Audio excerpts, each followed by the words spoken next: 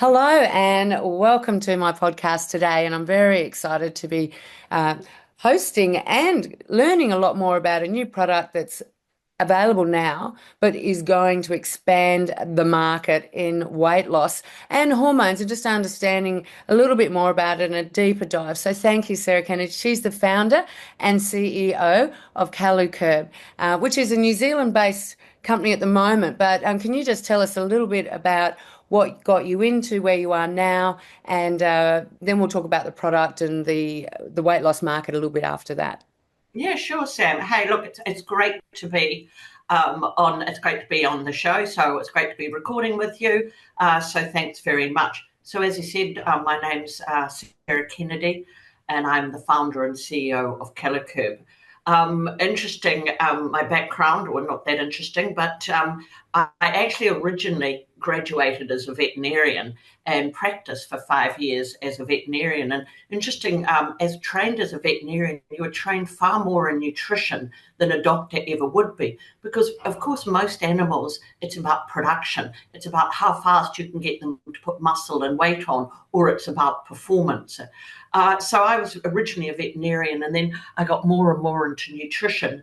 And in fact, I became an animal nutritionist, and I actually specialised in aquaculture. So I did the salmon here in New Zealand and shrimps in Noumea. And so all of these types of things. And then I moved more into human health, and I became the CEO of a company called well, actually, you would know it in Australia as Vitaco. So we had brands like Aussie Bodies, Nutrilife, all of these, all of those brands. So very much then into human health. So that's sort of my background, and this is why when I was presented with Calocurb, or it didn't even have a name there, I was just like, it was unbelievable. Yeah, so when did that happen on a timeline, and were you approached, or did you approach, I think it was the New Zealand government that was developing this product? Yeah, so interesting. Just about all primary research is in New Zealand is done by the government. Very like Australia. In fact, Australia, you have your CRIs. I'm not sure what they're called. CSIRO. Yeah, that's right. Ours are called CRIs, so Crown Research Institutes. All primary research.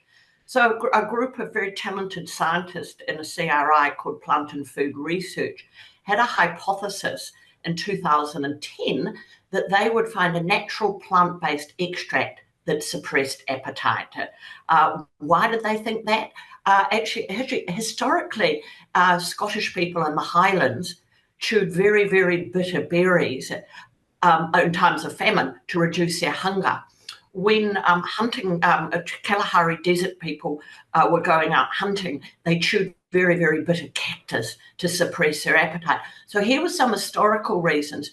The other one was they did some early work had been done in rats with bittering agents to reduce appetite. So they had this hypothesis. They put in for a grant, and they received $20 million back from the New Zealand government for this it was called Foods for Appetite Control, right? So they got that back in 2010, and then they started this research. It was absolutely fascinating what they did, and I'll explain it in a minute, but basically they, excuse me, took 300 biopsies of the human intestinal tract. Now, why did they do that? So right down from our stomach, right down to our colon, they took 300 biopsies. And what they wanted to map out was we have bitter taste receptors. Do we all know we have bitter taste receptors on our tongue, but no one had mapped out these bitter taste receptors right through our gastrointestinal tract. Now, why do we have bitter taste receptors? Because bitter was associated with toxic, right? So something bitter was toxic. So this was an evolutionary mechanism to protect us. So if you eat something very bitter, you'll spit it out. You'll do it on your tongue. If it goes down to your stomach, you will actually stimulate the hunger hormone called ghrelin, which will tell you to eat more because they're wanting to soak up potentially that toxin. But if it goes down into the upper intestine, it will stimulate the release of these appetite suppressing hormones. So GLP-1, most people have heard of GLP-1, that's the basis of Ozempic. CCK, which is another very potent appetite suppressant, and PYY. So what they wanted to do was map these right down through the gastrointestinal tract, and then go and make sure that they could map them, but they could get these cells to express in the intestine these appetite suppressing hormones. So once they showed that, they then built a high throughput robotic model, or a high throughput imitating our intestinal tract or our lower intestinal tract. They then tested, it goes on and on, but they then tested 1,000 different plant extracts or extracts altogether to see what So would. at this point, they didn't know which one was they were going to land with. They just wanted to know the mechanism of action that created this appetite suppression. They found that like there are the four taste buds. We've got sweet, sour, salty, bitter. They knew that bitter historically had been associated with appetite suppression due to these just observational, like Yep, tribal stories. And then they wanted to see in the gut where it was active, whether it was upper gut, esophagus, gut, which seemed to impact on ghrelin. But the further down into the GI tract they went, they found in maybe the duodenum or just as it enters the small intestine, the receptor sites there was where the mechanism of action is. Right. yeah. Duodenum, right. So this is where these little taste receptors, or these bitter taste receptors, release these hormones. So once they'd established that, you're absolutely right, this mode of action, they then wanted to test what would make them express. So So they interesting. tested, they tested 1,000 Oh, extracts. wow. Only two worked. Mm. One was a potato oxalate, which would be great, but it's poisonous. So you'd be thin but dead. The other one was a hop. Now, Mm. it's really not that surprising that not much or nothing really stimulated these, because if that was the case, if everything stimulated, we'd drink a cup of coffee and not feel hungry, and so on. So it's it's an evolutionary mechanism, but it's hard to activate. Mm. So hops, so they had the Eureka. They then tested 50 different hops to get the one that was the most potent. And they found that one. And then they named it. And this is honestly, I love my scientists, but they named it amaracate. Amara in Latin meaning bitter, and sate meaning satiation. So amaracate. So that's what they called the active ingredient. But of course, I now have this fabulous name, but no one in the world can pronounce it. Yeah, So you should have, anyway, it's my scientist, and they always look very happily at me, and I'm like, why? But it's anyway, fine. hey, Leave the creative stuff to somebody else. you just don't get creative. But anyway, so I have amaracate as the active. You should hear the way it's pronounced. Anyway, so they had the amaracate. They didn't work in the dosage, how much dosage to use. They did work in encapsulation, putting it with vegetable oil, because once it gets to your upper duodenum or your upper gut, you want it to disperse. Mm. So all of this, because otherwise it's very, very insoluble. It would just go straight through you and it'd come out in your feces. So Not be absorbed. that's it. Right. So Can I just ask there? Sorry. So it's a hops plant for people who are listening to this. Hops is a plant through which we can make beer. We can, as a herbalist, I've used it over the years as an extract for calming people down, for improving sleep. It has in studies been shown to help with cortisol reduction, which is a major stress hormone. And when that's up, that can interfere with insulin or push insulin up so people can gain tummy fat. But this is a totally new mechanism of action that was on, and what people also need to understand is there's different species within a plant range. So they found in this particular species, I think you said there were 50 that they explored, that this was the one that had the active part that actually stimulated the bitter receptors. they're very high alpha and beta acids. So Right.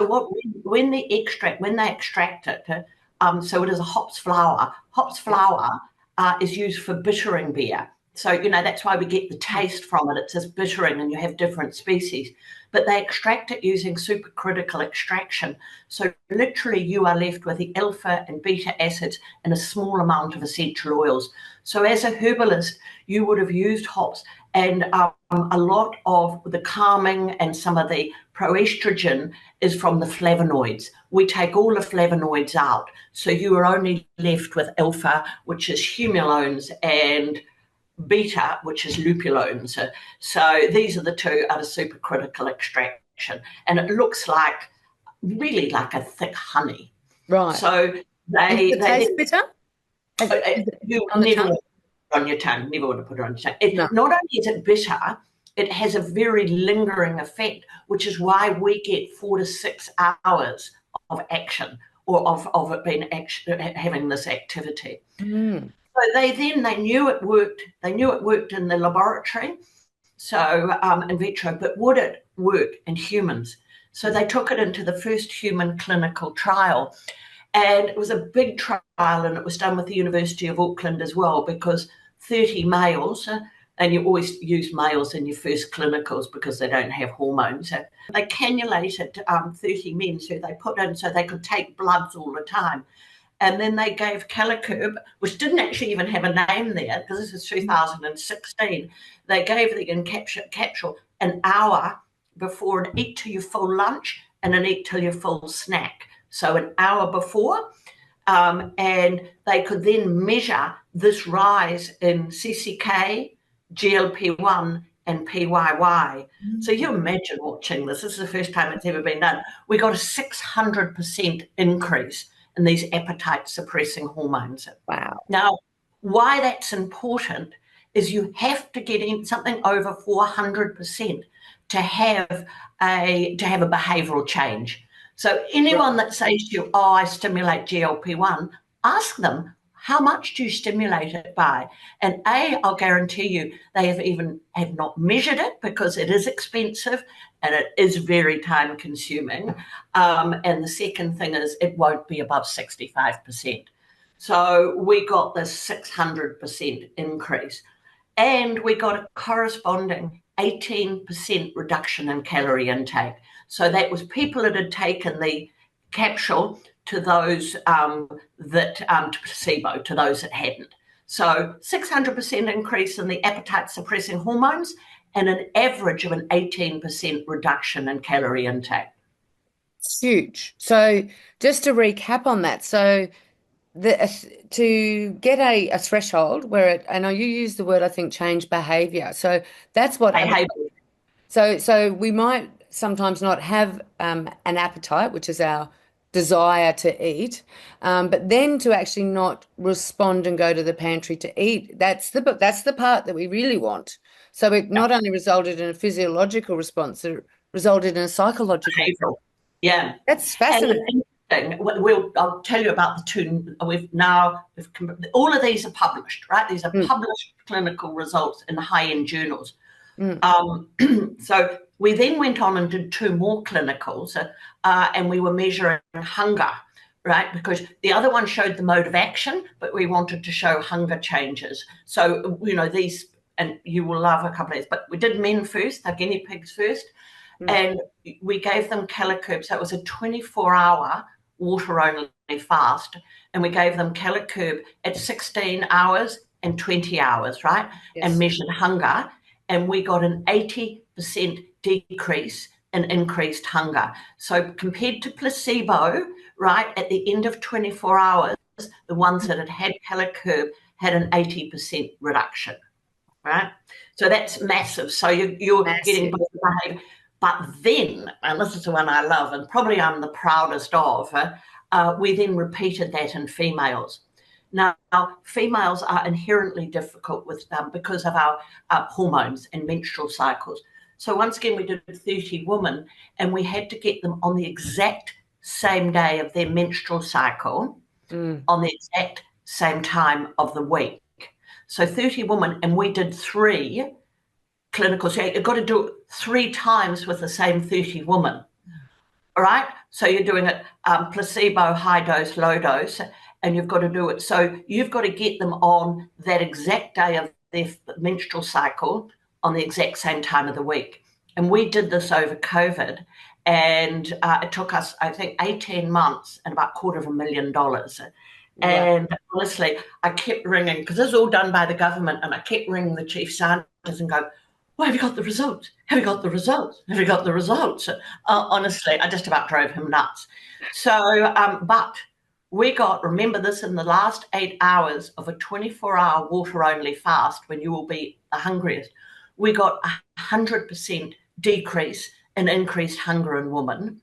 We got 120% decrease in craving. So they were craving less compared to placebo at 24 hours than they were at 16 hours. So this is enormous, because women, and we know women are more receptive to GLP-1. So I got 100% decrease in hunger and 120% decrease in craving.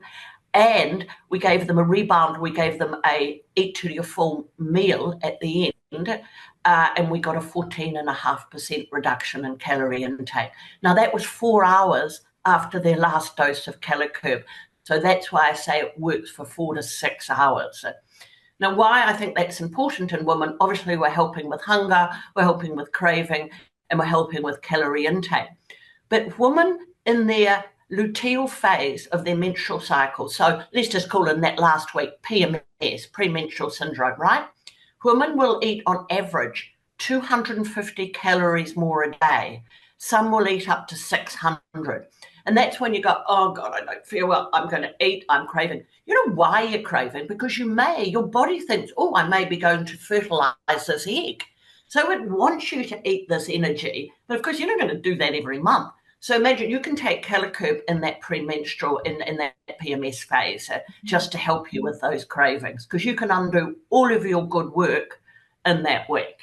So I was really thrilled with that clinical. So, but I kind of got ahead. I've told you the 3 clinicals, but they approached me, the government approached me in 2017 when they had finished when they'd finished that first human clinical, and we knew the mode of action. You knew there would be a potential for a product coming. And I had, I'd run Vitaco for 11 years. This was past Vitaco. I'd then been in Fonterra, but they brought it to me and they said, well, what should we do with this? And I just said, I love it. I love it. I'd never seen something with that amount of science in this bigger category. Yeah. So, but like the man that bought the factory, I said, I love it. I want it. So I went from there and I raised money. I formed a team and we launched the product in 2018. Wonderful. Could you mind if I just backtrack on some of the things? Yeah, sure. Just to clarify, so GLP-1, just quickly there, like introduce these concepts. Yes, sure. People are, it's funny, 10 years ago I was talking about cortisol and people were like, cortisol, what's cortisol? Now it's almost a household name. And I think GLP-1, I don't know if cholecystokinin, these others will become, but ghrelin certainly will be. So do you mind just briefly explaining what ghrelin is, CCK, GLP, and PY? It's PYY. PYY, yeah. Yes. So interesting you ask this. So what people don't realise, we're all biologically connected. We're all run by our hormones and their feedback mechanisms. That's why you go brain-gut axis, brain-gut, gut. So ghrelin is your hunger hormone and it stimulates you to make you feel hungry. Interesting enough, and I really want to emphasize this to people, and I get so grumpy. We've lived with this doctrine over so many years. Dieting is about willpower, diet, exercise, and willpower. It absolutely diet and exercise, but willpower, no. And I'll tell you why. If you reduce your calorie intake by 25%, your hunger will double over 4 months.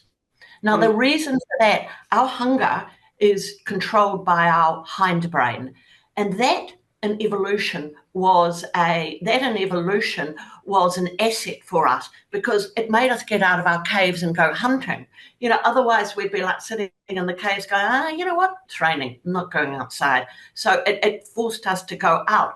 And every time you reduce your calories, your body is fighting against you and saying, no, you're not going to do that. I could be going into a famine.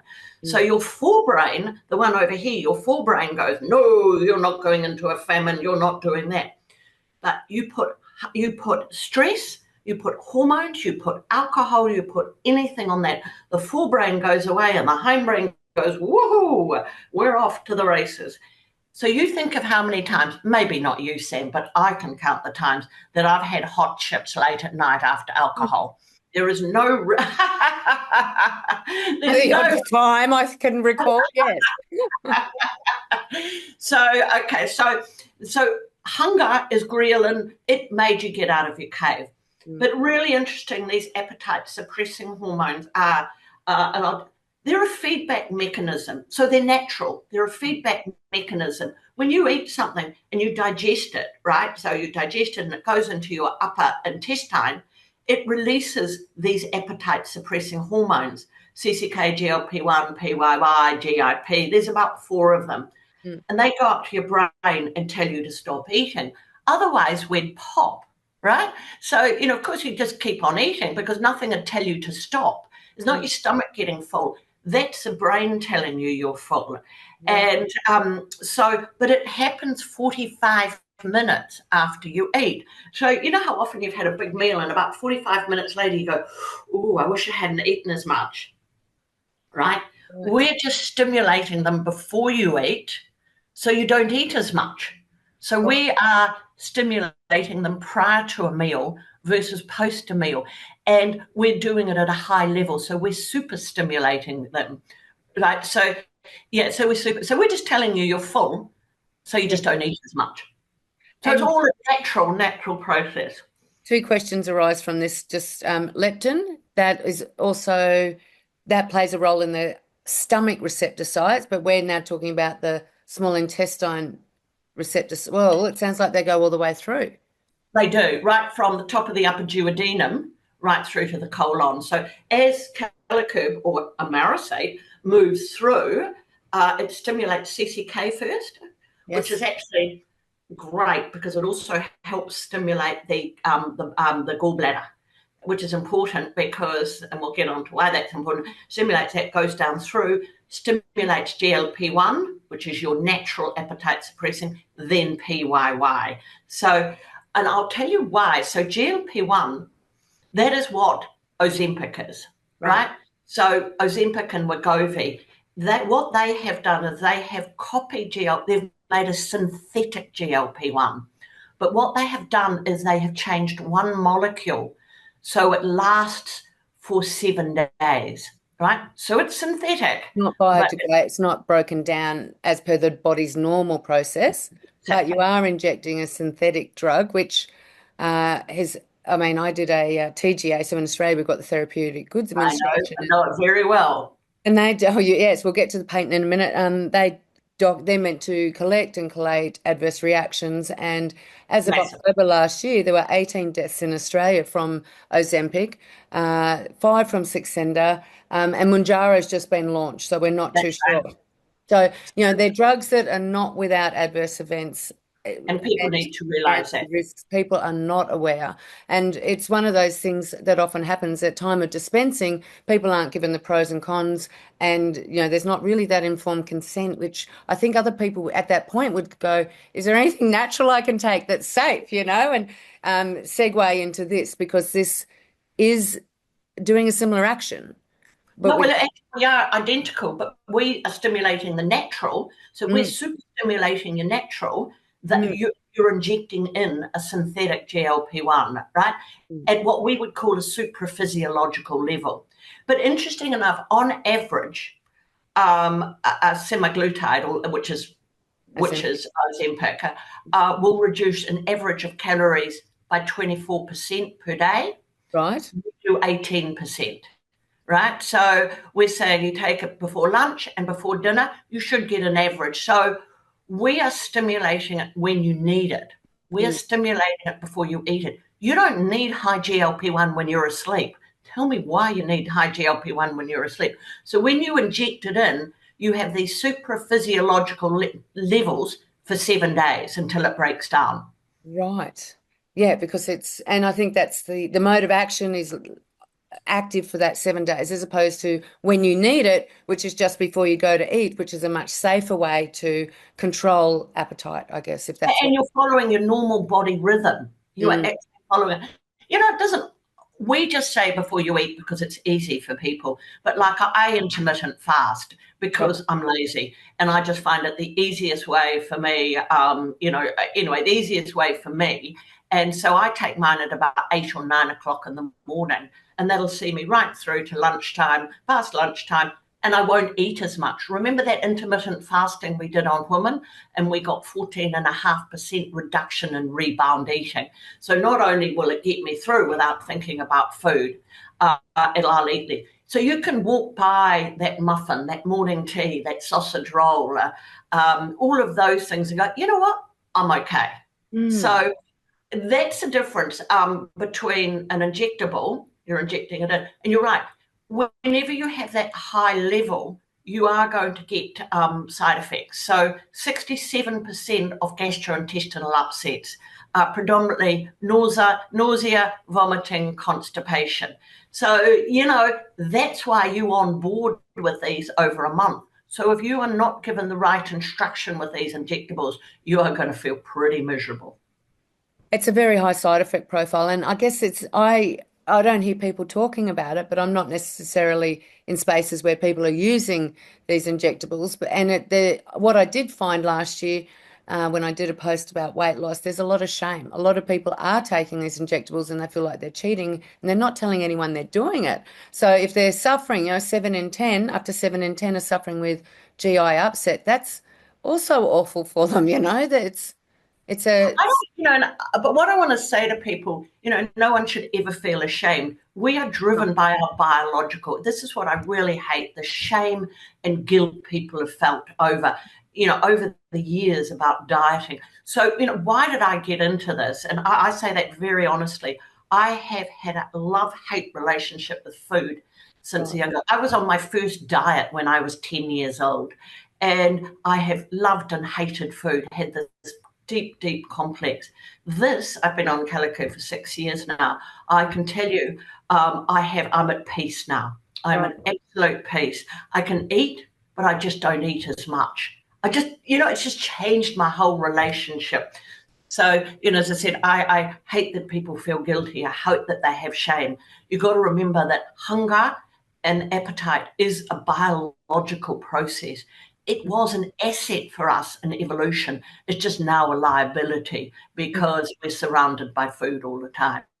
Sorry, And I get quite passionate about this oh, because, and I am too. And I read a study, and I can't actually reference it now, but normal sized people, for what yeah. underestimate when doing food diaries, they underestimate their calorie intake by 20%. Oh, I read that. Yes. Yeah, and people with a weight issue underestimate how much they eat by 30%. So Yes. even just reducing those numbers are bringing them back to a more calorific sufficient, if Yeah. it is about energy in and energy out. But as we both know, and everyone listening to this will know, what drives us to the pantry or the lolly jar or to the extra potato at the buffet is often a desire that feels beyond our control. And it's certainly rarely about physical hunger, because we know that that's, unless we eat really quick, there's so many other things that go on. To have something to help with that is a huge resource. And that's what we are. We're just, as I say, we're a tool in the toolkit. We are not a magic bullet. You have to look at diet. If you go from 10 donuts to 8 donuts, look, it's not going to make a big difference. So you've got to look at diet. You've got to look at behavior. You've got to look at all of that. So we just help you by helping you. You don't want to go to the pantry because you're like, yeah, you know what? I'm not hungry. I'm quite full. Cravings too, amazing. For people that want to eat after dinner and eat something Yeah, sweet. that big, like that's something, I mean, I very, very well, market shopping, farmer to plate as much as I can. And, but sometimes I still fall into the yummy steak, beautiful salad, and then I go, ooh, what else, And it's either I've eaten too quick or I don't know. So, I'm looking forward to a Oh, tool. Oh, absolutely. You just remember, and why do we say take it an hour before? We say take it an hour before because we want it to get on an empty stomach or an empty-ish stomach with water. We want to get it to the upper duodenum or the upper gut. If you've got food in your stomach, it may get caught up in your stomach, which you don't Yes. want. You want it to the upper duodenum. And we want to stimulate those little taste buds to release those appetite suppressing hormones before you eat because you're just not going to be able to eat as much. You will feel full faster. Yeah, and perfect. And so, just on, we're touching on adverse reactions with a synthetic injectable high, super high dose GLP-1 uh, blocker. It's a blocker, isn't it? It's It's an basically agonist. Oh, GLP-1. sorry, it would be. Oh, yeah, sorry, my That's GLP-1. It's basically a synthetic version of mm, your natural, but they've changed regulator. one molecule in there or Mm. something, maybe a couple that it can't be broken down. So that's why it lasts for 7 days versus a normal body breaking it down. And so, are there adverse events and side effects with Calocurb? We are very upfront, Sam. We say in 5% of people, when you first take it, you will have a laxative effect. Right. So it's a one-off. And is You know, that the cholecystokinin, the gallbladder effect yeah, that this can is do the that? I'm stimulating the lower bowel. Right. Okay. So so stimulating the lower bowel, and yeah, but it's and you just got to get your body used to it. So we have an onboarding with this. We say take one a day for 2 days, take two a day for 2 days, and then take two an hour before a meal from then onwards.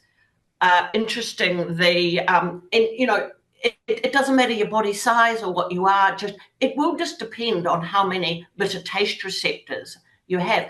And I say to people, hey, if they do get it, it's actually good because it's working, and you actually have a functioning brain gut Yes. access.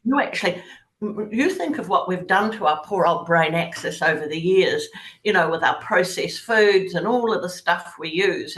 So you are actually, you have that. So that's good. And do you know some people may get away with just one capsule? If they're super sensitive, they'll get away with some. Others, it's sort of like a bell curve. 90% are in the two Right. an hour before a meal. The other ones are maybe 5%, maybe it needs to be three. The other 5% is one. But yeah, the only adverse, and look, honestly, some people don't even think it's adverse because they don't mind having a laxative effect. You know how much Metamucil and the fiber people take, and it will go in 28 to 48 hours. It's Right. just as your body is getting used to this surge of appetite suppressing hormones.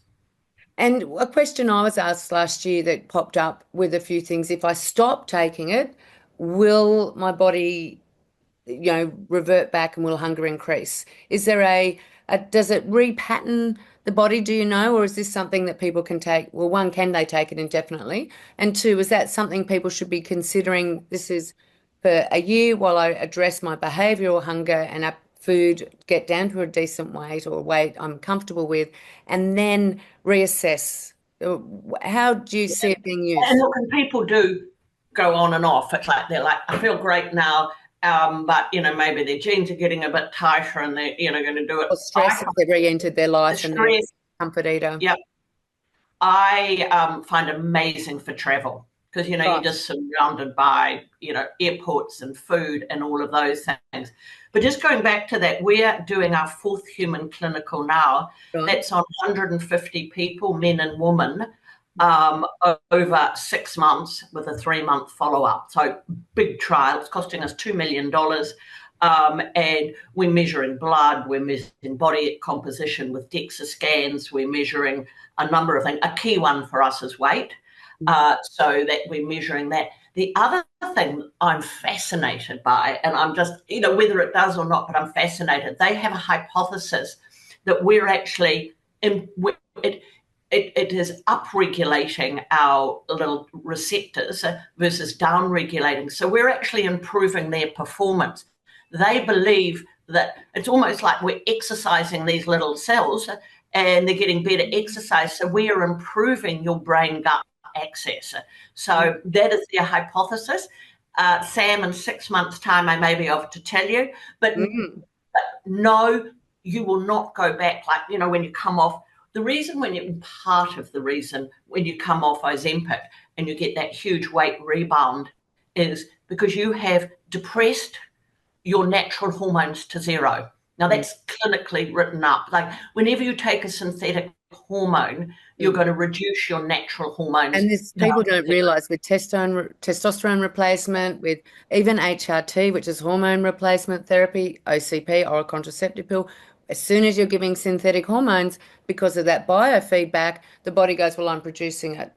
I And so don't it need to. presses it. Yeah. Just Yeah, what. I don't need to. So when Mm. you come off Ozempic, then you get this massive. That's part of the reason. I think the other reason is you've lost weight fast. You haven't addressed the behavioural changes. Your hunger goes through the roof because you've suppressed your endogenous.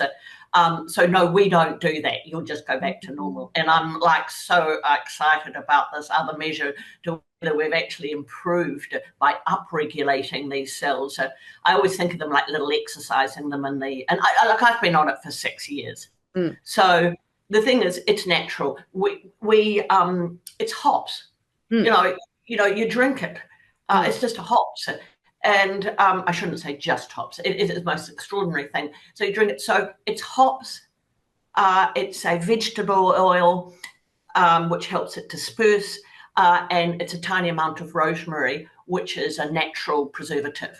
Those are the three ingredients, and Right. it's in a delayed release capsule, which is called a hyperamelase. So totally vegetarian, totally vegan, totally everything. And it's in that capsule because then it starts to break down as it's gone past the gut, which is where we want the activity in the upper gut or the That's upper to it. in the duodenum, yeah, in the Yeah. upper, below the stomach. Yeah, that's where you want that activity. You don't want it in your stomach. So it's delayed release for that. And So, sorry. so you go. No, you finished. Sorry, it's right. No, no. So we grow the extract here in New Zealand. Right. We grow it, we extract it. We then send it to the US Hmm. because it is a specialized capsule and there are only two places in the world you can make it. So we make it in South Carolina. So when we go into Australia, when we officially launch in Australia, we will send the capsules back to Australia because they're made under TGA. So they're back to Australia and they'll be packed and labelled in Australia under TGA as well. So yeah. Which is a really poignant point to raise. But to get so in New Zealand, you've got government approval as a appetite suppressant. We Yeah, we don't use the word weight loss, but if by reducing someone's appetite they lose weight, yeah, fantastic. Uh, and in Australia, it has TGA approval now. yes, yes. I got my Huge. yeah, I It's got my gone. Ostel number.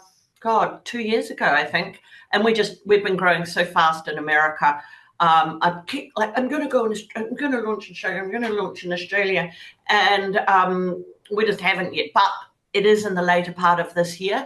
I mean, you can buy it in Australia through New Zealand. That's Mhm. not a problem. We send it actually sometimes faster, but we will launch. We do have our Ostel number, so approved by the TGA, made under TGA. So it's the real deal. And that is the real deal. And it takes a substantial amount of blue chip research on your own product for the TGA to give you a tick. So congratulations. Thank you, massive. Yeah, 6 years it took me to get the Ostel number. Yeah. So yeah, but it was worth it, and because TGA is difficult, but it is I wouldn't even call it a gold standard. It is the platinum standard of the world. So Right. if you say to people it's approved in Australia, they're like, oh, okay. Yeah, we'll just sign it off. Are you looking at US approval as well? Oh, we've been in the US for the last 5 years. So, For we FDA approval? well, it's under DSHEA Uh, and not FDA, it's under DSHEA, so Dietary Supplement Health and Education Act. But right. interesting, every claim you make in America, you have to be able to, the FDA can come after you if your claim is sketchy and they can say, show me the evidence, and we can show them that evidence. We are, and I sound like I'm boasting now, but we are the only one in the world. We've been granted our patent in Australia, and in America, and it's pending in Europe and New Zealand. So yeah, Australia's signed off, so patent. So we, because you only can be patent if you're novel, and no one else has done it. So Mm. yeah, we are patented in both countries.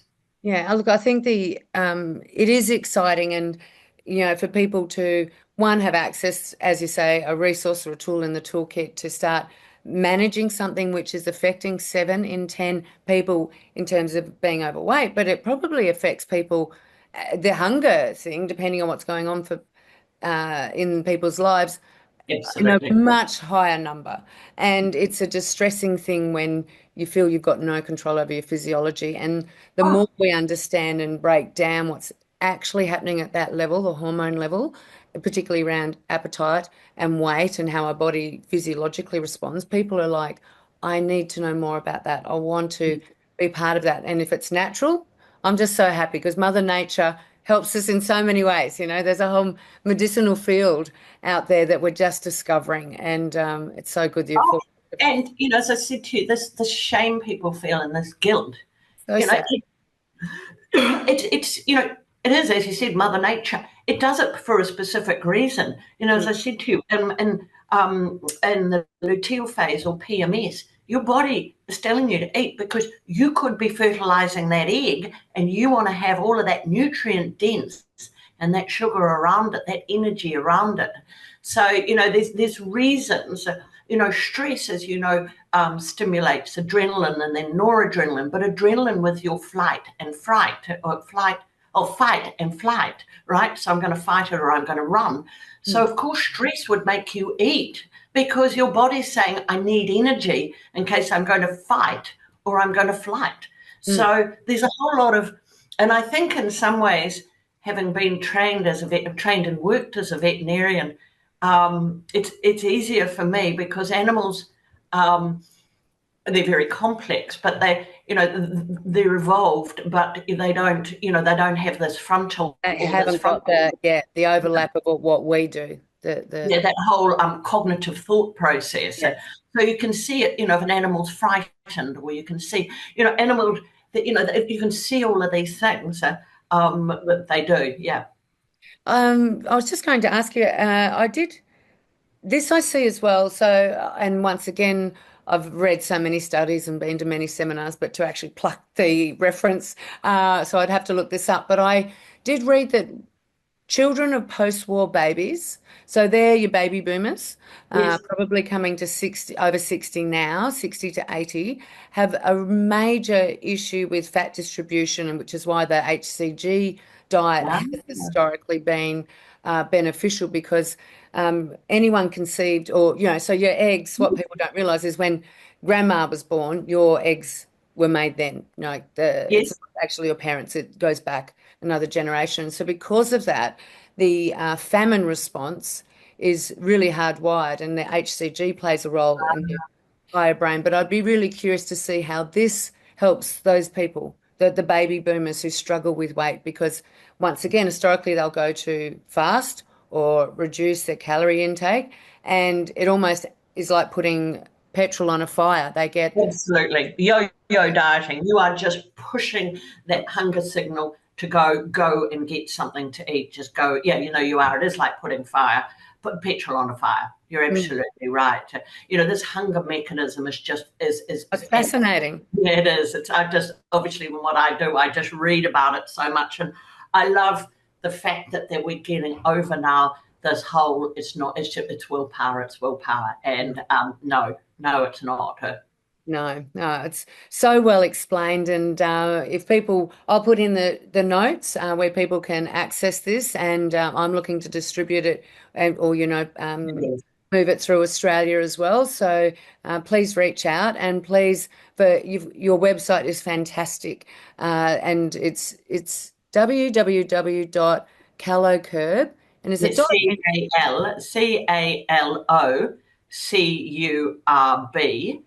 CALOCURB.co.nz. Yes, perfect, because there's Don't resources go to there. the American one. Don't go to the American one because, I mean, the American one's amazing, but you don't want it sent from America. You want it sent from New Zealand. Exactly. Yes. All And we right. are all approved in Australia. We just haven't launched it in Australia, but it will. I mean, you can get it from New Zealand. It's equally as fast. But I just want to reassure everyone, we have gone through absolutely everything. Yeah, it's brilliant. So thank you so much for being so dedicated to this space as well, because when we got on here, we talked, we shared, I think we have similar values. We're about helping improve people's lives and with safe, natural resources to do that. And you're in this not just for the short wins, because 18 months to wait for one study. You're in this for the long haul, and you definitely are passionate and care about people. So thank you very much for being my guest today and for everything you're doing. I think it's an absolute game changer. So thank you. Thanks, Sam. It's been great too. And you can see once I get started, I'm probably one of the most boring people because I'm just so like, Not at all. thank No, you. you bring a lot of joy to physiology and hormones can make people glaze over, but no, you've made it really interesting. So thank you so much. My pleasure.